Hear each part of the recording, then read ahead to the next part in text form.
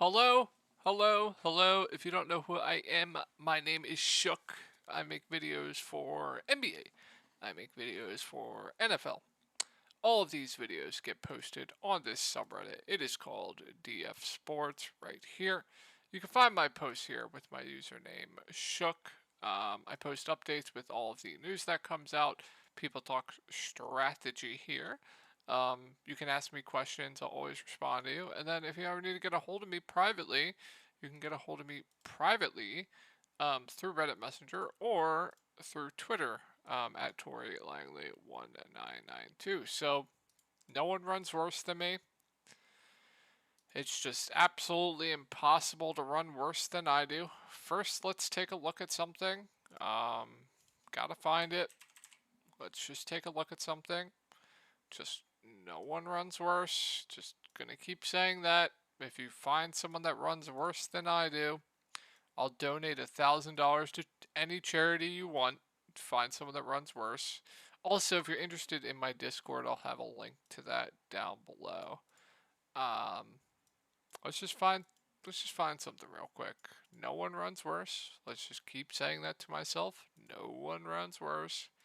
Find someone that does.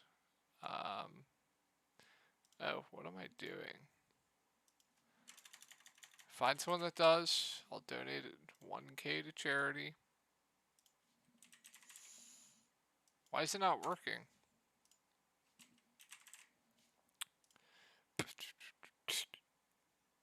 Hello? Okay, whatever. We don't need to do that. But I took Giannis Antetokounmpo unders. Okay? I took his unders on Draftkings Sportsbook. Because I know they limit him coming off an injury. He only played 30 minutes. They limit him coming off an injury. So I took his unders. You guys want to know what I paired those unders with? It was under 14.5 rebounds. That hit. It was under 5.5 assists. That hit. You want to know what the points that I took under for him? 32.5. He goes for 33. And you know what the crazy thing is? He gets fouled. He's at the foul line. Makes the first. Makes the second. And then gets pulled immediately. He hooked me by half a point. Unbelievable. Unbelievable stuff. They limit him. The sharp people that take his unders should have been rewarded, but no. They foul him with a minute left. He makes both and then gets pulled to the bench. I'm going to continue to take his unders because he's still going to be limited for like a few more games. So, another example of why no one runs worse than I do. I had Damian Lillard in here, and since I had Joel Embiid that busted, I thought I needed pure ceiling, so I swapped to Steph Curry with 30 seconds before the 10 p.m. game's locked. You guys want to know what Damian Lillard did tonight? And I'm not exaggerating. He went for 60 points, 8 assists, and like 9 rebounds. No exaggeration there. Would have been all the way up here if I kept him. Easily in the cash if I kept Dame. 30 seconds before lock, swap to Steph Curry, picks up 2 fouls immediately, loses minutes from it. Unbelievable. DeLon Wright.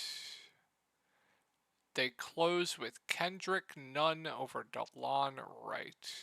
Interesting. They go to Ish Smith over Bones Highland.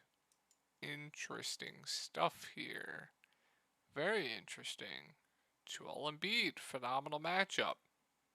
If you told me this game scored 270 points, I would have locked Embiid, I would have locked Harden, and I would have locked Kyrie Irving, and I would have full stacked this game.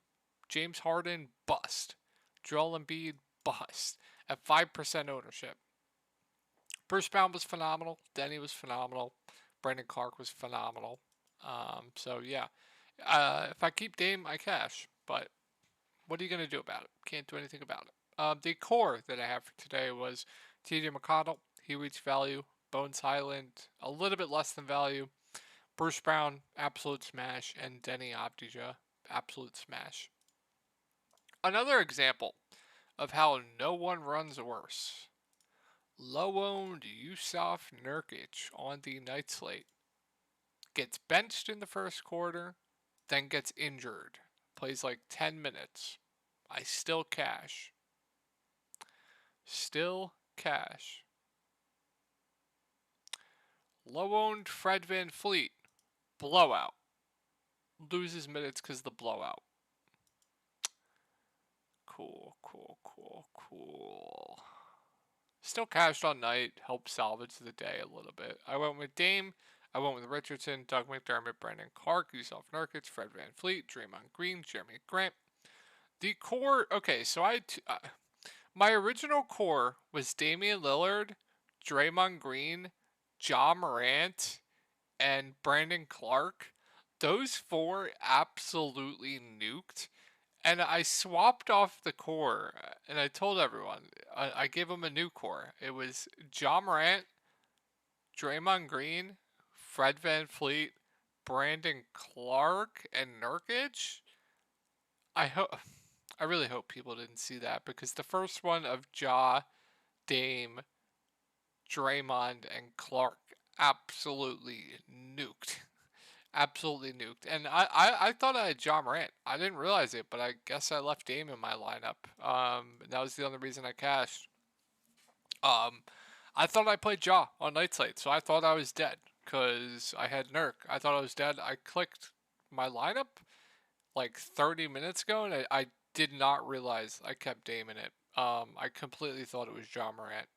So I thought I was completely dead. But let's go over this 6-gamer for tomorrow. I think it's a pretty good 6-gamer. I hope you guys had a good night tonight.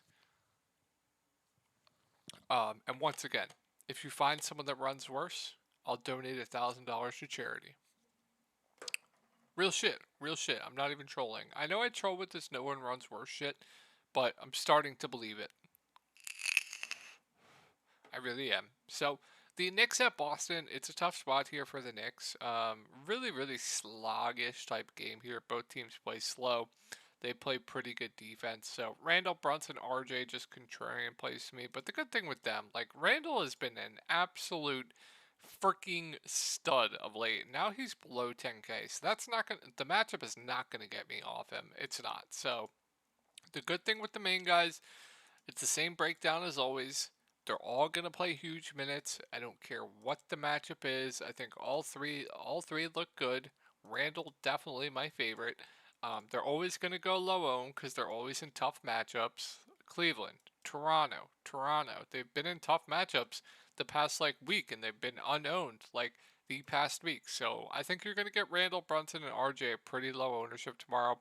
I think it's a pretty good spot to take advantage of that. Like Julius Randle's usage rate right now is absolutely insane, and with no Mitchell Robinson, his rebounding rates just absolutely skyrocket. So he's basically a lock for a double double.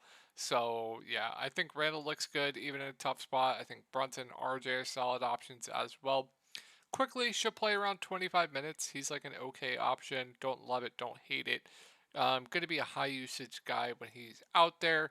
But I want to take a look at the rotation last game, actually. I want to see if they changed something. So he'll run that second unit, but the starters are playing such huge minutes, so when he's out there with the starters, he'll have a low usage rate, but when he's out there with the scrubs in the start of his rotation, and then his rotation starting the second quarter and have a little bit through the fourth, he'll be a pretty high usage guy. I think it's in play for GPPs, but not someone I'm going to prioritize on this slate. Quentin Grimes going to play huge minutes, has shooting guard, shooting forward eligibility. I don't hate him now that he's 4.3K. I think that like 4.5 to 5K price tag was definitely a little much for him. But now that he's below 4.5K, I think he's a perfectly fine value play if you want to go there. Mitchell Robinson is out. Jericho Sims has been starting at the 5. I think he's an okay value, but just know Jericho Sims is not good at basketball. He is not a good fantasy producer. This is the outcome. that can happen when he's not having a good game. So just be careful there. I think he's an okay value play.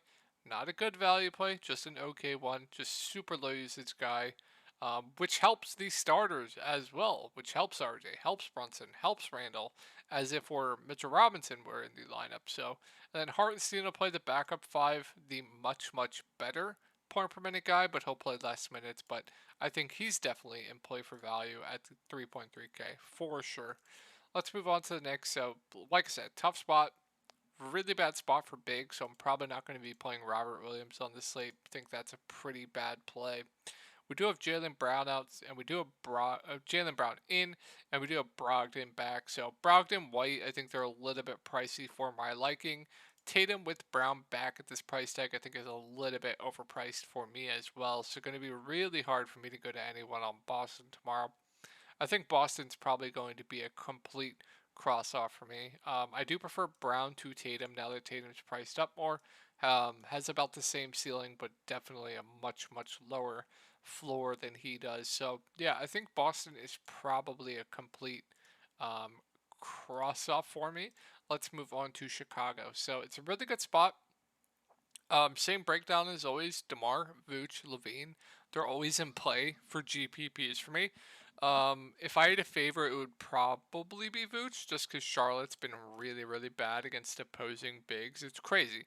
Vooch had 25 fantasy points in the first last game, and he ended with 40. Like, if you played Vooch last game, I thought he was a great GPP play against the Pacers. You got extremely unlucky, but these three guys, they're going to lead the way offensively. They're all going to play 35 to 40 minutes, all good point per minute guys. I think Vooch is definitely my favorite going up against this putrid Charlotte front court. Levine, DeRozan, more secondary plays for me. Patrick Williams, the paw, probably plays around 30 minutes, but more out there for his defense. I don't like the price tag at all there, but definitely playable. Alex Caruso is probably my favorite of the guards. He probably plays the most between them. Kobe White is definitely the highest point per minute player of the bunch, but he'll play the least of them. And then Io is kind of somewhere in the middle. So I think Alex Caruso is definitely my favorite of the three guards down here. Guy who can stuff the stat sheet, very good defender, can get those defensive stats. I think he's an okay value play. Not someone I'm going to go out of my way to play, but definitely someone I'm okay with playing if I land on him as a last man in. And then Drummond is barely getting any backup five runs, so I wouldn't play him. Let's move on to Charlotte. So we have LaMelo Ball questionable. I don't think he is going to play here. We have Gordon Hayward questionable. I do think he plays here since he sat out the back-to-back and he played this game. So I do think Gordon Hayward plays. I don't think LaMelo plays. So if LaMelo's in and he's not on a limit, it's probably just LaMelo for me. Like Plumlee, Washington, I think they're both pretty safe plays to me. Plumlee's been playing extremely, extremely well. He's basically a lock for like 30 to 40 fantasy points. So I think Plumlee's safe regardless. PJ more of that boomer bust play between the two. If Hayward's in, I'm off McDaniels. If Hayward's out, McDaniels is playable. He'll probably play like 30, 35 minutes. Okay point per minute guy, good rebounder. Um, but yeah, would probably just be LaMelo and the bigs for me if Hayward and LaMelo are in. If Lamelo's out, then Terry Rozier I think looks like a really good mid-range play. Kind of been stuck at this like 40 fantasy point mark. But I think the ceiling is just apparatus. I don't know if that's the right word for it, but insane with no LaMelo Ball, right? Clearly the highest usage player on the team. Has had two bad shooting games in a row. He always goes low owned, even if LaMelo is out. I believe he'll be low owned. He has shooting guard eligibility, which is definitely massive for a guard, a point guard, with no LaMelo. So I think he makes for a pretty good play here. Once again, if LaMelo Ball is out, he played 36 minutes in a freaking blowout, so I don't really think you have to worry about a blowout too much. So, like Rozier quite a bit if LaMelo is out. The big same kind of thing, and I think Dennis Smith Jr. is a pretty good value play if LaMelo is out. 27, 29, 27 minutes, 29 minutes, last four games with no LaMelo. Going to be a high usage player when he's out there. Going to run that second unit, a guy that can stuff the stat sheet, good facilitator. Maybe not good, might not be good at basketball, but he's a good fantasy point producer. So I think DSJ is definitely a pretty good value if LaMelo is out, and he'll go low owned. He was 1%. I got him at 1% ownership this slate, and he smashed.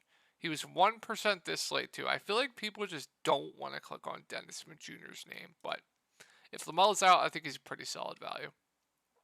Don't play Mark Williams. They went to Nick Richards, so you're rolling a dice there. I probably wouldn't go to either. So yeah, that'll be it for Charlotte. Let's move on to Detroit. So it's a good spot here. Definitely some blowout risk. We have Isaiah Stewart, questionable. We have Isaiah Livers, doubtful, I believe, questionable. We have Bagley out. We have Kojo out. We have, yeah, that's it. So I don't expect Isaiah Stewart to play, but we'll go over it both ways. Obviously, if they're going to have to keep this game close, it's going to be have to be a big game from Bojan. Very, very scoring reliant, but he's clearly the best player on this team. And it's absolutely insane that I'm saying that Bojan is the best player on a basketball team, but he's clearly shown that. Good scorer, good shooter, solid rebounder. I don't like the price tag, but he definitely has that 40 to 50 point ceiling. So in play, the guards, Ivy, Hayes, okay options. Don't love either. Don't hate either. Don't like the price tags. Sadiq Bey, no thank you at 5.7K. I think that's a little bit pricey for my liking. Stewart, if Stewart's in, we'll have to monitor it. If Stewart's out, then I think Jalen Duren looks like a very good play at 5.1K. She'll play close to 30 minutes.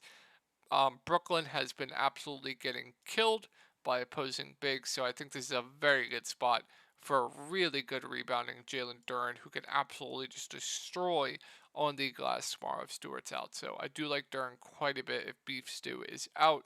Burks, Diallo, I don't really think they're playing enough minutes for me to go to them, especially Burks. If I were to take a shot on one, it would probably be Diallo.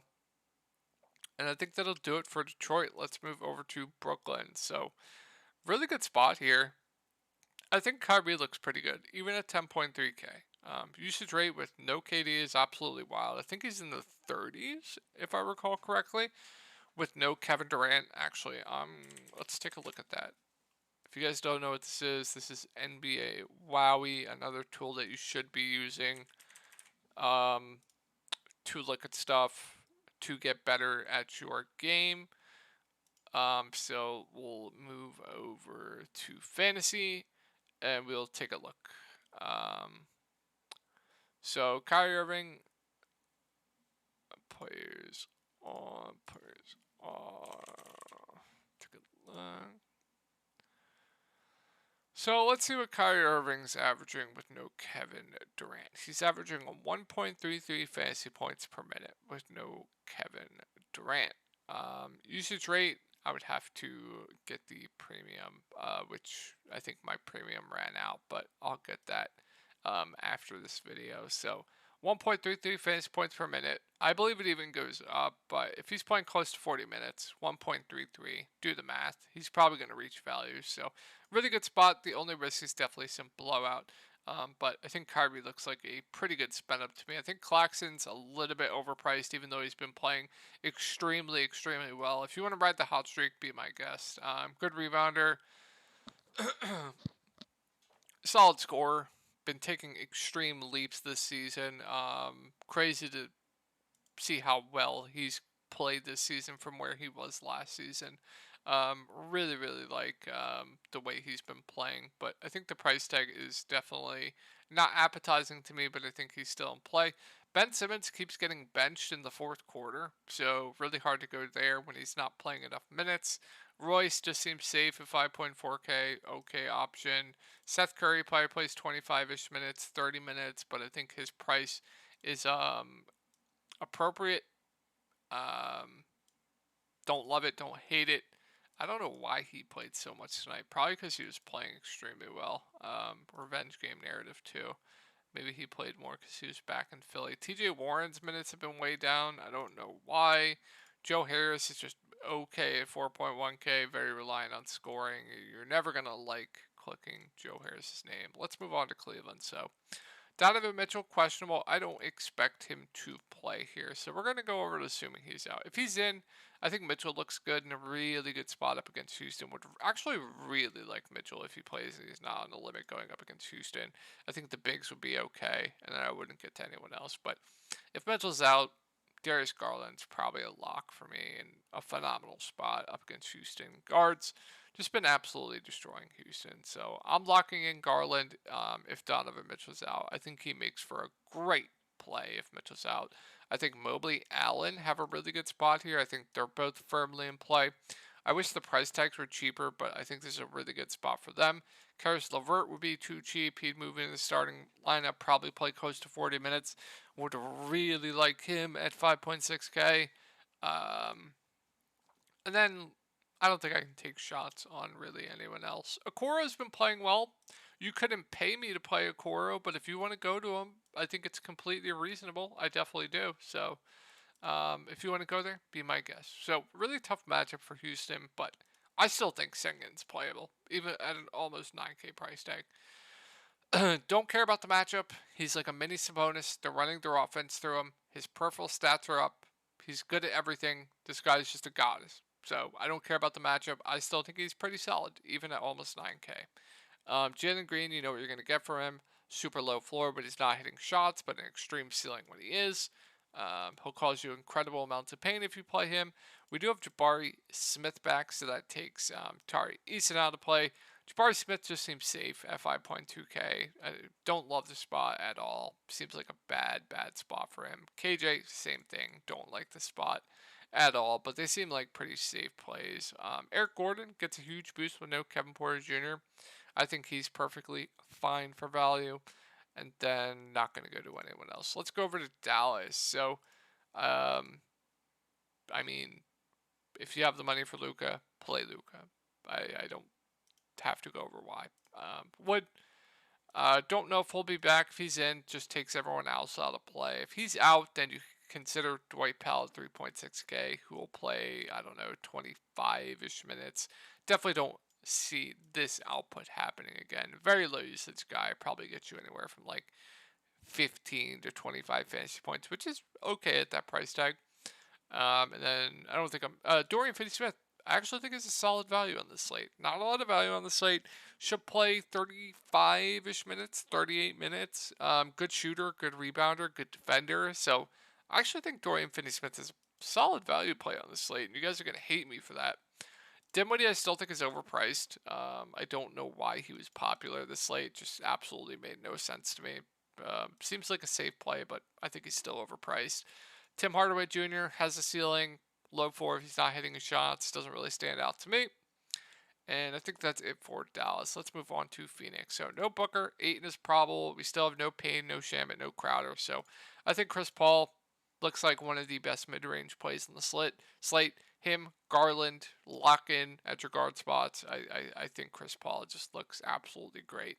So yeah, I would have had a huge night if this game didn't blow out, but this game should stay close. Hopefully, even though Phoenix has been god awful of late, maybe it doesn't stay close. Hopefully, Wood's out, but if they're going to have to keep this game competitive, it's going to have to be a big game from Chris Paul. It's going to have to be a big game from Ayton. And then Bridges and Cam Johnson are going to have to hit their shots. But love Chris Paul tomorrow. I think Ayton's in a really good spot going up against Dallas. I like his ceiling. I think that's solid. Bridges, no thank you. Cam Johnson had a huge game in only 18 minutes last game. Definitely don't expect that again. I think he'll probably play low to mid 20s minutes. I think he's okay to solid at 5.3K. Dario had a big game, I do believe. Playable, but definitely an outlier game. And we also have DeAndre Ayton back, so I probably wouldn't go to Sarge. Craig, same thing. Probably plays 20 minutes. Fine value. And then I'm off to bigs with Ayton back. Tough matchup here for the Spurs. I like Keldon tonight. Didn't have a good game, but going to lead the way offensively. If the game stays close, which is a big if with how bad the Spurs are, it's going to have to be a big game from Keldon. So I always have interest in Keldon for GPPs. This guy's always just at 30 fantasy points. So if you want to play a no ceiling Trey Jones, be my guest, but He's always going to get you 30 fantasy points. Jakob Poeltl, I mean, this guy, man. This guy. I would really like Poeltl if he could just stay out of foul trouble, man. Like, if you told me Poeltl was staying out of foul trouble tomorrow at almost sub 6K, he would be in my lineup. That's how much I like this guy. But just know the risk. When you're playing Poeltl, he will get in foul trouble. So, this is what I will say. If I knew Poeltl was going to play 30 minutes tomorrow, he would be in my lineup. Big if. Sochan is just fine. Safe option. Like, these value plays are just safe. Langford was out today. There actually is a value play I do like quite a bit. If Langford is indeed out again. So they started Katie Bates-Diop, and he played 25 minutes. So if Langford is out, sign me up for some Katie Bates-Diop at the flat min price, who I think would look like a very good value to me. Just know there is definitely risk. Pop is a troll. And then like Dougie, Josh Richardson, Sochan, they just seem like they're all just like safe. They're all playable values. Richardson would definitely be my favorite. Sochan, my second favorite. Doug, my third favorite. Katie Bates-Diop, definitely my favorite points per dollar if Langford is out again and he starts. Let's move on to the Clippers. So, Kawhi overpriced. I think Paul George at 8.5K is solid. I think on this slate, you're really going to need to save money somewhere on these spend ups with not a lot of value. So shooting forward eligibility, I think if this game stays close, he's going to play 38 or so minutes. Phenomenal defender, guy who can stuff the stat sheet. So I think Paul George definitely looks pretty good at 8.5K. Powell probably plays 25 minutes off the bench, has a ceiling. Okay option. Don't love it, don't hate it. This guy, man. This guy is the most frustrating roster outside of Jakob Poeltl. Minutes all over the place. Production all over the place. If you want to go there, be my guest. Marcus Morris is questionable. If he's out, I think Batum's a pretty good value play at 3.8K. Definitely gets a bump. She'll play more minutes. So do like Batum if Morris is out. Covington will probably play a little bit more as well. I think he would definitely be in play. And then if Luke Kennard's out, I think you can definitely take a shot on Reggie Jackson. I don't expect Kennard to play. He's been out for a while. Reggie, I don't know how much he plays, but he's 3.5K. I definitely think it's worth a dart if you're playing multiple lineups to get some Reggie Jackson. But minutes all over the place. So, yeah. That'll do it for the video, guys. I hope you all had a great night tonight, and I will talk to you all tomorrow.